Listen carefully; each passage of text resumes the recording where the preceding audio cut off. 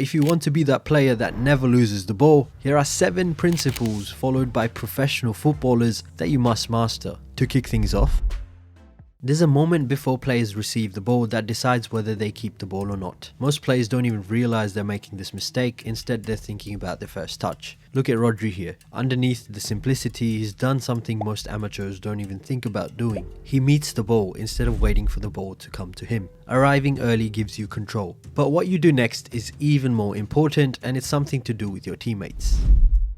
What you do with the ball is a big indicator of whether you will continue having the possession of the ball or not. There is this particular scenario where most amateurs make the wrong decision, which ends up costing their team.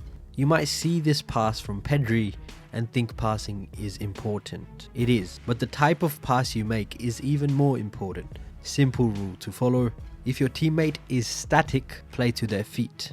If your teammate is on the move, play into space. This ensures the rhythm of the play isn't broken down, but it's not always that simple.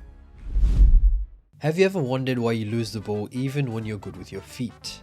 As soon as the defender sees an opening, they'll try to tackle and win the ball back, if you let them, that is. Here's a simple way to prevent this. You've got to protect the ball. This is where your body comes into play. Use your arms to fend off the defender. Use your structural frame and put your body in between the defender and the ball. Now you've made their life a whole lot harder, but often in pressure, even perfect shooting isn't enough to retain the ball. Okay, so I'm going to pause the clip here. Guess where the next pass is going. You have 3 options, A, B or C, and 5 seconds to answer. Correct answer was A. We'll do more as the video progresses. Imagine you're in a crowded situation. You've just got the ball and there's a defender to your left, defender in front of you and defender to your right.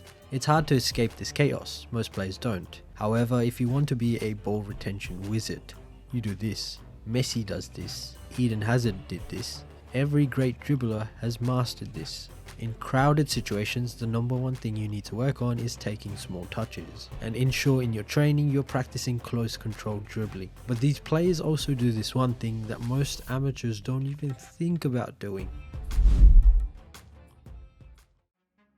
Most players lose the ball because they freeze after receiving it. The temporary lag in decision making gives the opposition enough time to win the ball off you. This lag is common among amateurs, but there's a way to prevent this, and it's something very simple. 3 steps.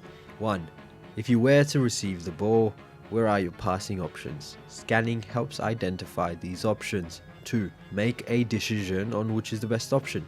Need to find a teammate that isn't marked, and ideally you want to move the ball away from traffic.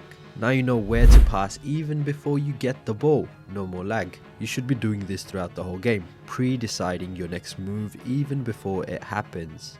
But the biggest reason why amateurs lose the ball is because of this one thing that the pros are taught from a young age, but most players aren't even aware of this. Let me explain. Okay, another one. Guess where the next pass is going. 3 options. 5 seconds. Correct answer was A again. Dribbling is a skill you need. Most players focus on the technique on how to dribble, which is a good starting point, but it's not the entire picture. No one focuses on the when.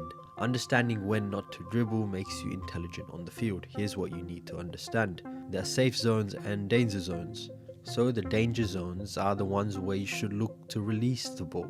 These include in front of your own goal. You don't want to lose the ball there. Straight turnover and they have a chance at goal. Ideally anywhere in your own half. You probably don't want to dribble as much. You are inviting pressure. Crowded midfield pocket. It's better to stretch the opposition and open up the game by playing it wide or keeping the ball moving. If you lose the ball in the crowd, in the midfield, they can now transition into attack and your team is caught off guard. Final point, you shouldn't dribble when your team isn't compact. If your team is out of shape and lacking structure, you don't want to lose the ball. Your defense is exposed, your team is vulnerable. Now let's move into safe zones where you can take risks. In your attacking third, anywhere near your opposition goals, being direct and proactive on the ball here makes you a threat to the opposition, and even if you lose the ball, opposition has to travel the whole field to score. 2. You can dribble if you have space to dribble. Defenders look to close down space to make it easier for them, but when you have space in your own attacking half, you can be more creative. Now, let's see how it all ties together in our final point.